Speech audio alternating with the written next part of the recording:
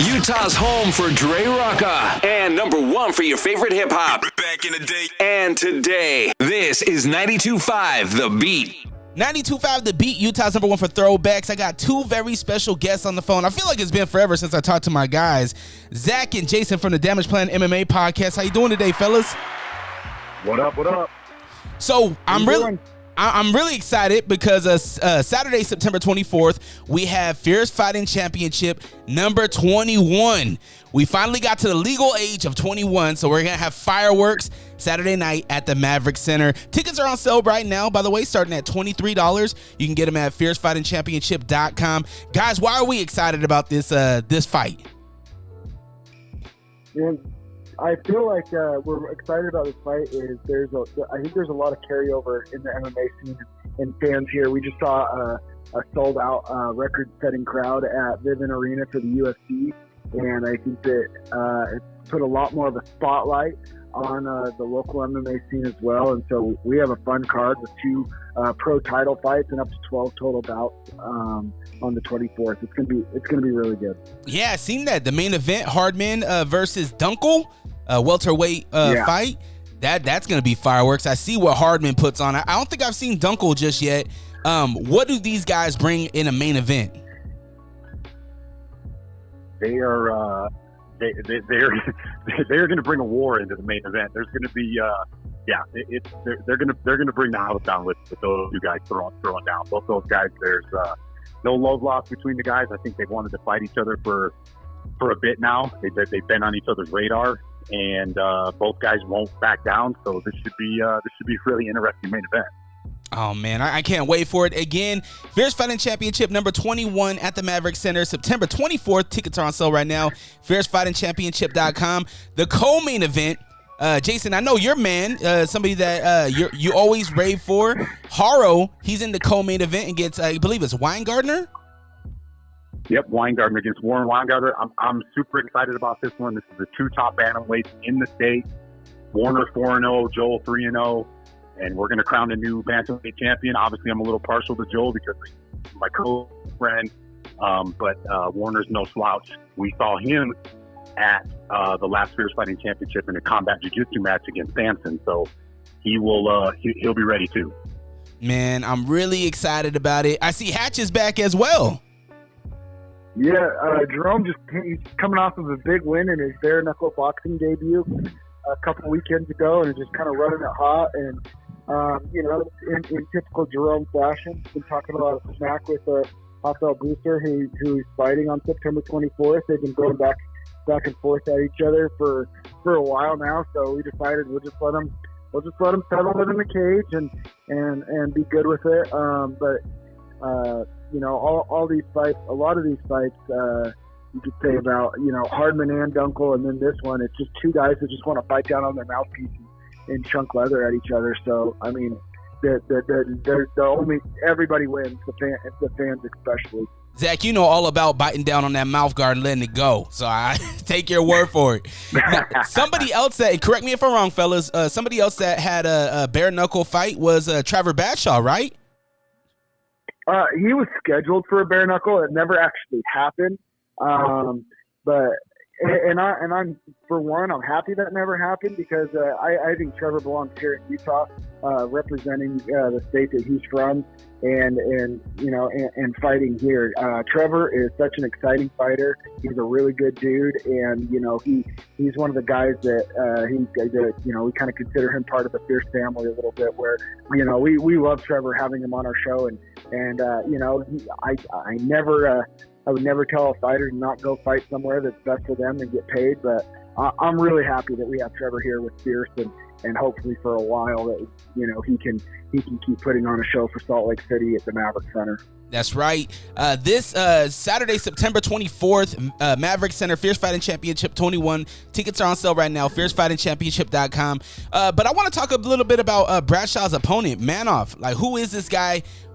What kind of fighter is this guy? This one's another one where it's going to be really fun. Brandon Manoff brings a lot of the same energy that Trevor does. For everybody, we all know Trevor, the type of guy in the way he fights. You know, he kind of fights a lot. It's either me or you. Somebody's getting knocked out, and Brandon is actually an older guy. He's 37, making his pro debut, and he didn't even blink at the opportunity to fight Trevor. He said that guy fights the way that I fight. That's who I want to fight with, and so, you know, as an 0-0, he was a 4-2 amateur making his pro debut against a guy that's got, you know, 12 pro fights. I respect him. He's coming into enemy territory for a hard fight, and he's another one that he just wants to bite down on his mouthpiece and walk forward, and he's another guy that is me or you, and that's going to be a really exciting fight as well. Man, so many great fighters on this card. You can check out the full lineup at fiercefightingchampionship.com. Guys, last month we had UFC 278 here in Salt Lake City, Utah at the Vivint. You guys went. What was the experience like? What kind of motivation did you get coming out of that? What inspired you and whatnot? It was, Dre, it was an unreal event. It was that was my first experience going to a live UFC event, and just the energy inside that arena from the first fight to the last fight. And obviously everybody knows how the last fight ended, but that place was rocking all night long. I think Salt Lake City represented very well in that one. And I from what Dana says, I think we'll be seeing the UFC back here in Salt Lake City, which I think is great. I think it'll just help grow the sport even more here locally. I love it. Did it put like a battery in your guys' back for this our own fighting events here in Utah, like our own MMA? Did it put that battery in your back to maybe think about matchups and how you guys can make the patron experience a little bit better and things like that? Oh, 100%. And I think that you'll see that if you come out on September 24th. We made some changes even to the floor layout to try and make it a little bit more fan-friendly experience. Having the fighters kind of walk out instead of up on the stage like we're used to, but down out the tunnel and through the crowd, and doing some other things like that. Yeah, I mean, it was a great learning tool for us to make our show better and try and build off that vibe, that incredible vibe that the UFC built. I love it, man. Now, obviously, the UFC is kind of the pinnacle here in the United States for MMA, but here in Utah, Fierce Fighting Championship is the pinnacle. It's the hierarchy of Utah MMA, and you're going to see tons of dope fights. September 24th at the Maverick Center, Fierce Fighting Championship 21. Tickets are on sale right now. Again, starting at $23. Doors open at 4 p.m. Fights start at 5 o'clock. And we're right on time, too, by the way. So 5 o'clock is fireworks. So make sure you get there early. Get your seat. Get your popcorn ready, because there's going to be tons of great fights. You know, speaking of the UFC, I want to talk a little bit about UFC 279 happening this Saturday. Nate Diaz, Khamzat. This is a fight where Nate Diaz, not ranked, but he has a name. We know what he brings. He's a very big underdog. Will we see him land a Stockton slap on Khamzat? 100%. I think I'll echo what Zack said. I think 100%. We will definitely see a Stockton slap in this one. And don't count Nate out. Don't count Nate out. I never do. You can't. I mean, we've seen what he did against the now champion Leon Edwards, right? We've seen these things. This is, I believe, his last fight on a UFC contract. A very tough opponent. Somebody that just had a really good fight against Burns. I look forward to it. Who do you guys got in this welterweight bout? Man, if I'm a betting man, I got to go with Chimaev and ride the wave, but I think there's a little bit of value there in Nate Diaz and what he brings, because this is a 5-round fight. How will Chimaev do in a 5-round fight? Because I don't think he's going to get Nate out of there as quickly as everybody's thinking. Yeah, and he could gas a little bit. Chimaev could gas a little bit, and you could see Nate kind of take over in some of those later rounds. So, slight little sprinkle on Nate maybe, but I got to ride with Chimaev in this one. Okay, Zach, what do you think? I'm gonna. It's wishy-washy, right? If the fight ends in the first, if the fight ends in the first minute, or in the first round, it's Chimaev. If second round, it's going to get a little murkier, but I'm telling you, I think if it goes into the third round or later, I could see the tide turning. There's a couple things that we saw in the Chimaev versus Burns fight, and one of those things is Chimaev has a really big right hand. Nate's boxing is a lot better, and his striking is better than Chimaev. He doesn't carry the power, but it is better. Nate's been known for being durable and having a granite chin forever. I don't see Chimaev just sleeping and knocking him out cold, and I don't see him submitting Nate. So, all that being said, and then so if you're saying it's going to go into deeper rounds, I'm going to give the edge to the guy that I've never seen gas out versus the guy that I've never seen go 5 rounds. I do. I think it's the most. Jason and I talk about it all the time on our podcast. When everybody thinks that one person doesn't have a chance, that person wins way more than they should. And I feel like that most people have just written off Nate, that Chimaev's going to just destroy him and it's over. And I just think it'll be the most Nate Diaz thing ever to, on his last fight of his UFC contract, to walk out, derail the Hamzat hype train, flip a couple birds off to UFC brass, and go do whatever he's going to do. But yeah, unless Nate gets caught early with something, I think Nate Diaz wins this fight in the later rounds. I'm going with Nate Diaz as well. I think just the story behind him closing out his contract, I gotta roll with Diaz, and I hope we see a flat Stockton slap that the world can hear as well. Nothing against Hamza. I think he's awesome, but I just, knowing the legendary Nate Diaz, the Diaz brothers, what they've done for the sport, not only UFC, but the sport in general, I would love to see that. Real quick, on UFC 279 as well, Tony Ferguson, he's the co-main event. This is somebody that is, his record hasn't been looking the greatest, right? He's coming off of that crazy knockout versus Chandler. Michael Chandler. Michael Chandler, yeah. That kick, right? Do we see Tony Ferguson bounce back? Will he keep fighting to live another day, or will this be his last fight, maybe retiring? I'm going to say this is probably going to be his last fight. I think there's one consistent thing we've seen in the UFC is as these fighters start to age a little bit and as that wear and tear starts to build up, you start to see him kind of take a little bit of a step back. And I think we've noticed that with Tony. Even though he did look good initially in that last fight, he's been in wars his last 4 fights. I mean, he got TKO'd by Justin Gaethje. Then he gets Charles Oliveira, works him over. Then he fights Dariush, wasn't even close in that fight, and then he gets knocked out cold against Michael Chandler.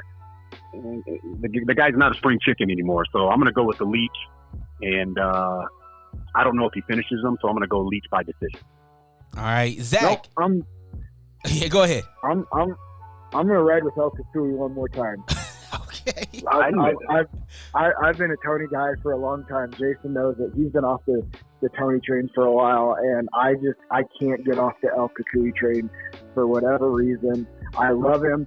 I finally jumped off against Michael Chandler. I thought he won the first round against Michael Chandler. I thought he looked as good. He looked like the guy that he was before he fought Justin Gaethje. And I think going up to 170 at his age and not cutting that weight down to 155, I think that's a positive. His awkward stance, I do. I don't know how, but I think we're going to see one more vintage performance from El Kasui, beats the Leech, and then, I hope he retires after that, to be honest, because I don't know how many more performances he has in him. But I'm going to ride with El Kasui one more time. Awesome, guys. Well, one last thing I want to ask about UFC 279 is somebody that has been making a name for himself. I mean, he's been fighting like crazy. Is Kevin Holland. He's going to be taking on Daniel Rodriguez. It's pretty even fight. There's not really one side or the other, but what are your guys' thoughts? Do you think if Kevin Holland gets this fight, if he wins, do you think he gets ranked?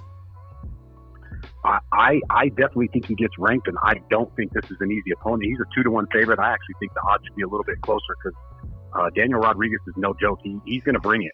I do think Kevin Holland will probably end up edging this one out, but I think it's going to be a tough fight for him. I think Daniel Rodriguez is going to give him all he can handle in this fight. Yeah, I'm just gonna echo what Jason said there. I actually agree with him in this. I don't know if Kevin Holland wins this fight. D-Rod has shown an incredible ability to box, and where we all know that Kevin Holland, in his length, he likes to keep it on the feet. I think that's something that I don't know.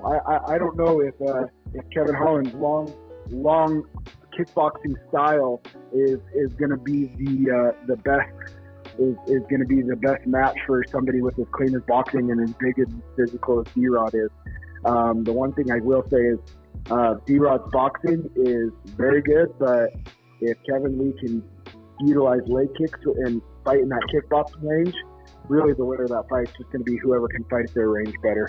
I think it's going to be a dog fight, though, and I would imagine a tough decision win for whoever does end up winning the fight.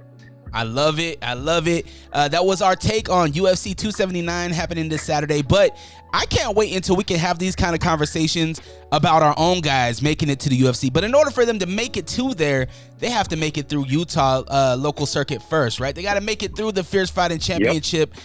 Right, so it's important that you come out, that you support Fierce Fighting Championship number 21 happening Saturday, September 24th at the Maverick Center. Again, doors open at 4 p.m. Fights start at 5 o'clock. Tickets starting at $23. Very cheap, very great experience for the whole family. I know we got some young fighters that want to get involved. How can fighters get involved in what we have going on? If you go to our website, fiercefightingchampionship.com, there is a Find a Gym tab under Join the Community, and under there you can find a lot of local gyms, and there's a lot of great gyms. If anybody ever has any questions of how they could get involved, get their kids involved into MMA or whatever, you could always message us at Fierce Fighting Championship on Instagram. I run that account, and I would be happy to direct you to a gym in your area. We have so many great gyms across the state. I don't really think you can go wrong, but we could definitely find a good fit for you. And I think it's a great thing. Changed my life getting into MMA, for the better. So, and you hear a lot of stories. I would encourage that. Absolutely. You talk to some of these local gyms and some of the people that don't even fight but just train, and you hear about the stories with how it helps with mental health. It helps with confidence. It helps with just getting in shape. It helps with so much. And so I think it's very important. If you are somebody that is looking to get involved in Utah MMA, whether if you're trying to train or whatever, definitely reach out to the fellas. And also take a look and take a listen to their podcast, Damage Plan MMA podcast. It is awesome. These guys go live on Facebook in the Facebook group. They have all the breakdowns of all the fights that happen. On top of that, they actually interview some of the fighters that are on the fight card for here locally for Fierce Fighting Championship. So make sure if you want to learn a little bit more about these fighters, a little bit more of their personality and whatnot, go on to their podcast and take a listen. Damage Plan MMA podcast. What's the @? What's the handles? Where can people find it on the streaming platforms? So you can find us on Instagram at DamagePlanMMA _podcast _. So there's 2 underscores there. You can find us there on Instagram, or you can find us on Facebook as well at Damage Plan MMA podcast. It's a private group. Just shoot us a message and we'll let you in, because we try to keep all the riffraff out of there. That's why they haven't added me, because I'm the riffraff. Yeah, that's exactly it. No, fellas, I really do appreciate you guys, your time. Again, Fierce Fighting Championship number 21, Saturday, September 24th at the Maverick Center. Doors open at 4 p.m. Fights start at 5. Tickets starting at $23. Again, you're going to want to get there early. You're going to want to get the popcorn and everything like that for the family. I love playing music there. I'll be DJing. So I look forward to it. I look forward to this, closing out 2022 with these fights and whatnot. Do we have any Fierce Fighting Challenger Series fights happening anytime soon? Yeah, you'll see the card announced out the fights in September, where we are going back Challenger Series back to Mountain View High School for October 22nd. All amateur card. Main event will be a title fight as well for that. And we're going to be turning around real quick again too, and you'll start seeing some announcement for our November 4th, 5th that weekend back at the Maverick Center, and we have a local fan favorite that's going to be making his return to the fierce cage that I know a lot of people are going to be really excited to watch fight. Ooh, it's exciting. Make sure you follow them. If you want to see the links, just go on to fiercefightingchampionship.com. Zack and Jason, Damage Plan MMA Podcast. I really appreciate your guys' time, and I hope you guys have a great rest of your day.